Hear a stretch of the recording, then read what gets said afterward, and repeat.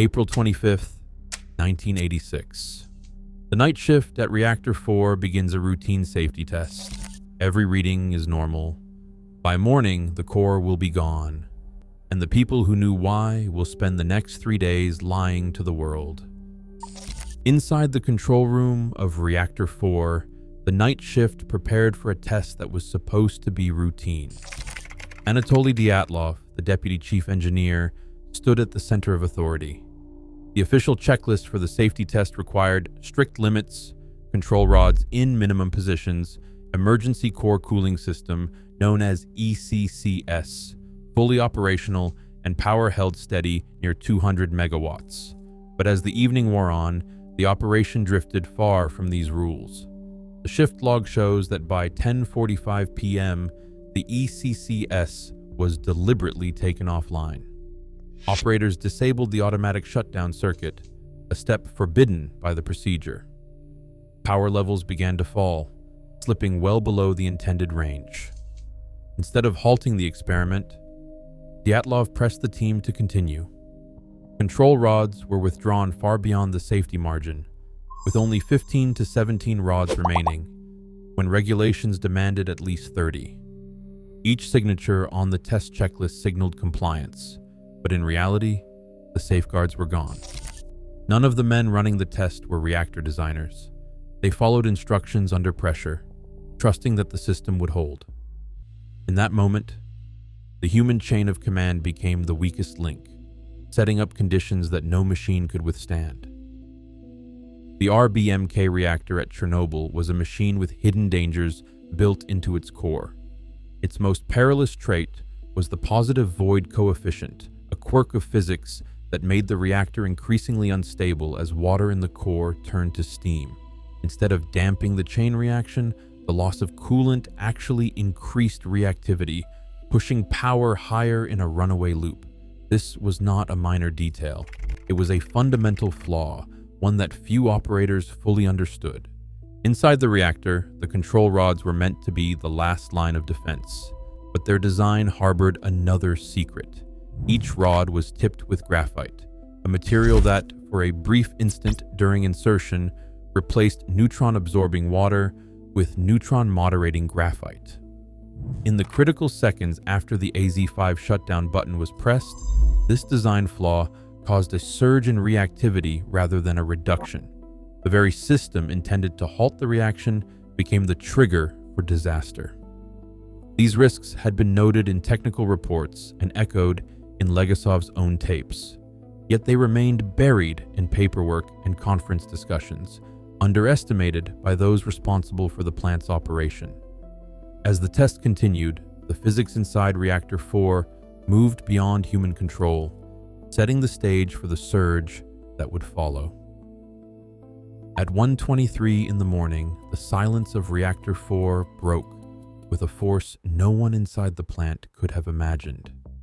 First, a violent surge sent a column of steam rocketing upward, shearing through the reactor vessel. The pressure wave tore apart the core, blasting the 2,000-ton upper shield into the air and ripping the roof from the building. Seismic stations as far away as Poland and Finland registered the shock, confirming a magnitude 4.5 tremor at precisely 1:23 and 35 seconds. Just moments later, a second, deeper explosion followed, this time a detonation of hydrogen and oxygen that had built up inside the emergency tank. The blast hurled burning graphite and radioactive debris high above the shattered structure, scattering fragments across the plant grounds and into the night sky. Within seconds, the reactor's core was exposed to open air. The breach was total and irreversible. There was no containment left, only a gaping wound pouring radiation into the darkness. The scale of the disaster was now beyond anything the operators or their manuals had ever conceived.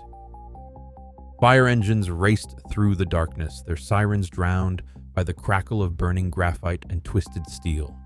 Lieutenant Vladimir Pravik led his brigade onto the roof, believing they faced a routine blaze. Vasily Ignatenko and his crew followed, armed with little more than wool uniforms and simple respirators. No one warned them about the invisible threat pouring from the shattered core. The dosimeters issued that night barely registered, their scales capped at a fraction of the true dose. Some firefighters reported metallic tastes, nausea, a sudden burning sensation on exposed skin. Within hours, dozens were admitted to Pripyat's hospital with symptoms no textbook had prepared them for. Blistered hands, vomiting, deep internal pain. Pravik and Ignatenko, young and newly married and proud of their duty, received lethal doses in less than a single shift. The men on the roof fought not just fire, but a silence that cost them their lives. For 36 hours, the city of Pripyat lived under a silent threat. Officials at every level received reports of rising radiation, yet the public heard nothing. The first evacuation order came at 2 p.m. on April 27th, delivered by telegram and signed by Deputy Prime Minister Boris Shcherbina, Plant Director Viktor Bryukhanov, and Anatoly Dyatlov.